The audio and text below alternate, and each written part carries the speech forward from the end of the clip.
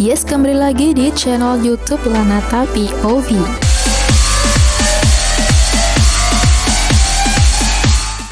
Masih ingatkah kalian dengan para korban dan tersangka serial killer dari drama Korea Behind Your Touch?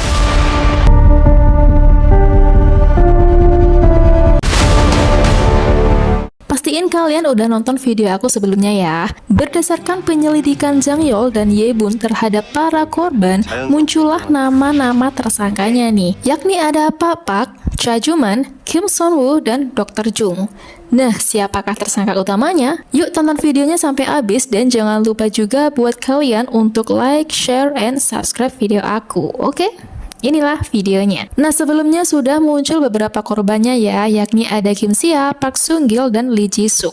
Setelah penyelidikan para korban, Jang Yeol dan Ye Bun sempat menduga bahwa pelakunya adalah seorang cenayang. Masih ada korban lagi guys, dan mengejutkan, anggota Dewan Cha Juman menjadi korban selanjutnya.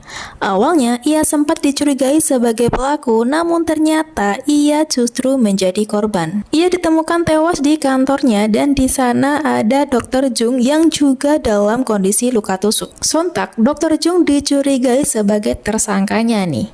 Oke, kita bahas dulu siapakah Cha Juman. Cha Juman adalah seorang anggota dewan dan dia ternyata memiliki riwayat kejahatan guys. Dulunya ia menjadi ajudan seorang pejabat dan terlibat monopoli jual beli tanah di desa Mujin yang mengakibatkan para warga Mujin menjadi rugi besar. Aksinya dulu juga sempat mendapat sorotan para aktivis sehingga para aktivis ini melakukan demo penolakan pengembangan Mujin yang dianggap sebagai permainan politik. Ternyata salah satu aktivis tersebut adalah ibunya Bong Ye Bun dan ibunya Kim Son Woo. Karena dianggap melawan pemerintahan, ibunya Ye Bun akhirnya dilenyapkan oleh Cha Juman dengan alibi bundir di tepi pantai.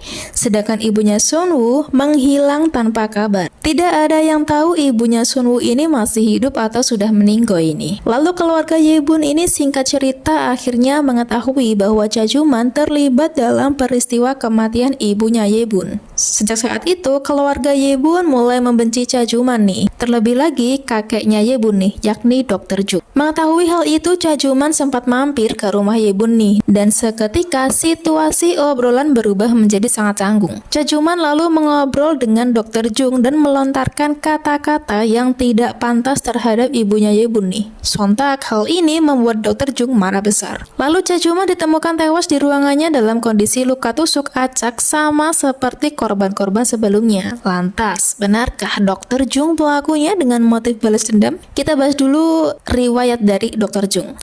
Dr. Jung sempat dibawa ke rumah sakit pasca peristiwa penusukan tersebut. Namun, ternyata nyawanya tidak tertolong. Jasadnya sempat ditunda untuk pemakaman karena namanya menjadi tersangka pembunuhan berantai yang terjadi di desa Mujin. Bong Ye Bun dan Jang Yeol yakin bahwa kakek Jung ini bukanlah pelakunya. Jang Yeol mengetahui sebuah fakta bahwa kakek Jung ternyata mengidap sindrom Parkinson yang menyebabkan kesulitan untuk mengontrol gerak tubuhnya. Jang Yeol juga sempat curiga saat di festival udang nih, ingat nggak? Waktu itu Jang Yeol memberikan segelas susu kepada Dr. Jung ya, tapi Dr. Jung ini tidak bisa memegang gelas susu yang ia berikan. Fakta inilah yang digunakan Jang Yeol untuk menjadi kesimpulan bahwa Pak Jung bukanlah pelakunya. Bagaimana ia bisa menjadi seorang pembunuh jika ia menderita sindrom Parkinson? Jangankan memegang pisau nih, memegang sendok pun beliau ini kayak gemeteran gitu. Nah, akhirnya dengan fakta tersebut, nama Dr. Jung bersih dari tuduhan dan segera dilakukan pemakaman. Jika bukan Dr. Jung, apakah Son Woo pelakunya? Kita bahas siapa Son Woo, sang orang asing karyawan part-time tos serba. Dia adalah anak dari salah satu aktivis pendemo monopoli jual beli tanah yang kala itu juga mengenal ibunya Bong Ye Bun sebagai sesama aktivis. Tapi tiba-tiba ibunya menghilang. Pasca ibunya menghilang, Son Woo begitu benci sama Cha Juman karena sebenarnya dia itu punya rencana busuk dan memiliki dendam atas menghilangnya ibunya.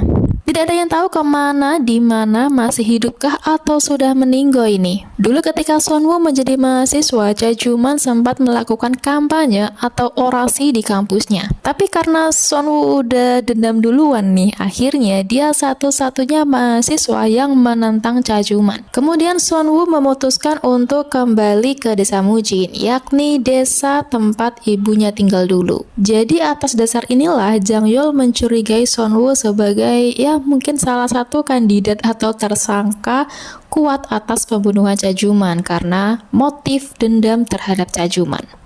Maybe gitu, tapi kita belum tahu ya, masih ada tersangka-tersangka lainnya. Pasca peristiwa meninggoynya Jaejuman dan Dr. Jung, Pak Gwang-sik ini penasaran dengan Pak Pak nih dan berusaha menyentuh kaki Pak Pak saat Pak Pak hendak membuang sampah. Gwang-sik ini lalu melihat memori Pak Pak nih yang dulunya Pak Pak sempat melakukan percobaan pembunuhan Jaejuman tapi ketahuan Bong Ye-bun. Ya, akhirnya ya nggak jadi. Motifnya kala itu adalah Pak Pak menaruh dendam terhadap Jaejuman nih. Ia merasa bahwa Jaejuman pantas meninggoy karena dulunya orang tua Pak Pak ini menderita akibat monopoli jual beli tanah. Orang tuanya juga pundir akibat terlilit hutang sana-sini. Saat diinterogasi oleh polisi, Pak Pak ini tidak mengingat di mana ia kala itu nih. Lalu Bong Ye-bun membantu untuk mengingatnya dengan menyentuh pantat Pak Pak. Ye-bun yakin bahwa Pak Pak bukanlah pelakunya karena pada saat itu Pak Pak sedang berada di tempat berbeda. Lalu dengan kata lain Pak Pak akhirnya dibebaskan. Lantas apakah Kim Sun-woo pelakunya? Sabar. Di sini gelagat Pak Gwang-sik ini mencurigakan nih pasca meninggalnya Dr. Jung. Airan, istri dari Gwang-sik ini tahu kekuatan Ye-bun sehingga ia meminta tolong kepada Ye-bun untuk menyentuh pantatnya nih karena ia ingin mencari barangnya yang hilang. Lalu Pak Gwang-sik ini tiba-tiba marah dan ketakutan meminta Airan untuk menjauhi Ye-bun. Kayaknya ada sesuatu yang ia sembunyikan ya. Ye-bun akhirnya mencurigai Pak Gwang-sik sebagai pelakunya. Bagaimana jika penglihatan Gwang-sik soal orang ketiga yang ada di TKP itu memang gak pernah ada, alias cuma akal-akalannya aja. Ye-bun juga curiga kalau ciri-ciri orang ketiga yang disebutkan Gwang-sik itu palsu alias bohong. Supaya apa? Ya supaya tuduhan gak mengarah ke dia. Dan bagaimana jika ia selama ini terlibat dengan Ye-bun dan Jang Yeol untuk mengamati gerak-gerik mereka? Mencurigakan gak tuh? Ia ternyata juga sering mengantarkan susu ke kantor Jaejuman. Walaupun sudah diperingatkan untuk tidak perlu mengantarkan susu lagi karena ya gak ada yang minum gitu. Tapi Gwang-sik ini tetap bersikeras untuk mengantarkan susu dari peternakannya nih.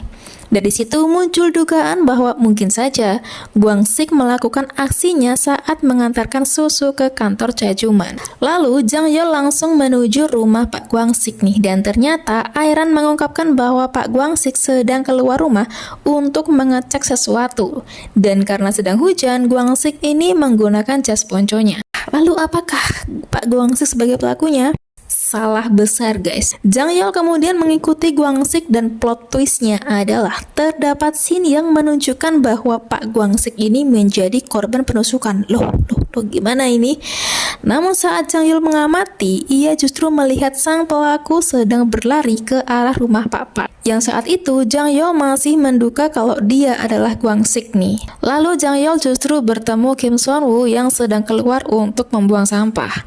Di sisi lain, Pak Gwang-sik ternyata mendatangi klinik Ye-bun dalam kondisi tubuh penuh luka. Dan kata terakhir yang diucapkan sebelum meninggoy adalah gelap. Apakah maksud dari gelap itu? Jang Yeol akhirnya mencurigai Kim Sun-woo nih karena ia melihat tangan Sun-woo terdapat bercak darah. Saat Jang Yeol menanyakan darah tersebut, Sun-woo tidak tahu kenapa ada darah di tangannya. Lalu Jang Yeol meminta Pak Pak untuk mengawasi Kim Sun-woo. Sun-woo kemudian mengajak Ye-bun ke tempat kerjanya seorang diri. Ternyata ia menyimpan sebuah pisau dapur corak yang sudah bersimbah darah di sebuah kotak gitu. Namun ternyata Ye-bun datang tidak sendiri nih, melainkan ditemani oleh Pak Pak. Saat itu Sun-woo menumpahkan minuman ke Pak Pak dan menyarankan Pak Pak untuk pergi ke toilet di dekat gereja. Namun Pak Pak takut sendirian dan meminta Sun-woo untuk menemaninya. Saat Yebun sendiri di tempat kerja Sonwoo, Yebun membuka sebuah kotak dan ia terkejut mengetahui bahwa pisau dapur tersebut ada di dalam kotak itu.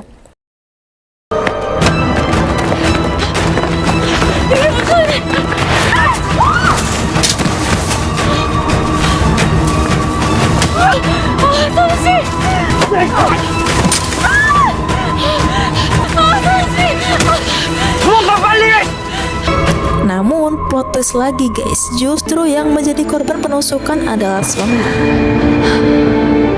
Yebun begitu terguncang melihat orang yang ia sayangi sempat ia curigai, namun justru tewas di tangan sang pembunuh berantai saat menyelamatkan Yebun. Lalu tinggal satu nama nih yang tersisa sebagai tersangka, yakni Pak Park.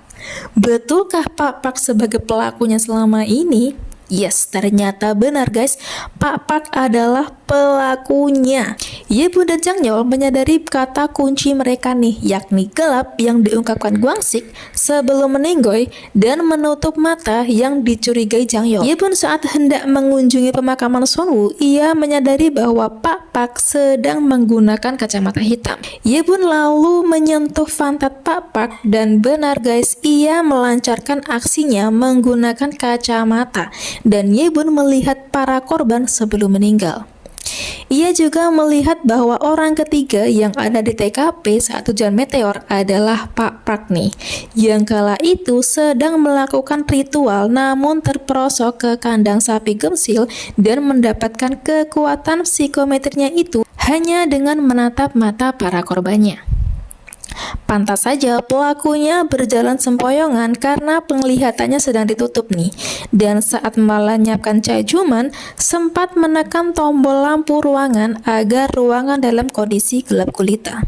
Akhirnya setelah beberapa kali ia keluar masuk list tersangka, ternyata dialah pelakunya. Ia juga yang membunuh istrinya sendiri karena selingkuh nih. Parahnya lagi, tidak ada motif khusus nih guys, melainkan motif bersenang-senang karena ia merasa puas melihat dirinya sendiri di memori para korban sebelum tewas. Dan kalian tahu cerita yang dia sampaikan ke Yebun saat ketahuan hendak membunuh Cajuman tapi gagal?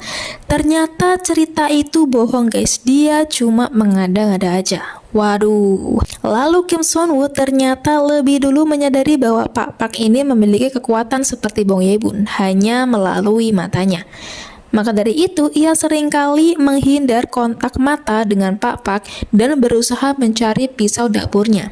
Kim Sonwoo jugalah yang menemukan pisau dapur tersebut yang disembunyikan oleh Pak Park. Maka dari itu, ia menyimpan pisau tersebut dan hendak memberitahu Yebun. Pak Park begitu menyadari Kim Sonwoo mencurigainya sebagai pelaku pembunuhan, maka Kim Sonwoo dijadikan target korban berikutnya. Ternyata aksinya tidak berhenti di situ guys. Ia juga menculik Okwi sebagai trik agar ia bisa kabur ke luar negeri dengan bantuan mafia baik. Namun berkat kerjasama para anak buah Okwi, akhirnya Okwi ditemukan dalam kondisi selamat. Lalu Jang Yeol dan Yebun kejar-kejaran nih untuk menangkap Pak Park yang hendak kabur ke luar negeri. Akhirnya nih Pak Park berhasil ditangkap. Karena Yebun sangat kesal, akhirnya Yebun mencolok mata Pak Park nih supaya Pak Park tidak bisa menggunakan kekuatan psikometrinya itu. Sumpah sih ini tuh endingnya plot twist banget dan bisa-bisanya sekocak ini setelah adegan menegangkan. Ya itulah jawabannya guys, terungkap sudah tersangka pembunuhan berantai di desa Mujin yang sangat menggemparkan dan minim bukti karena ia menggunakan kekuatan cenayangnya. Plot twist banget deh pelakunya. Aku sih sebagai penonton juga terbawa suasana nih, siapa sih pelakunya? Kayak merasa dipermainkan gitu loh dengan para list tersangkanya. Ya udah sih itu aja cerita aku kali ini. Terima kasih yang udah ngikutin investigasinya di channel Lanata POV. See you next time. Bye bye.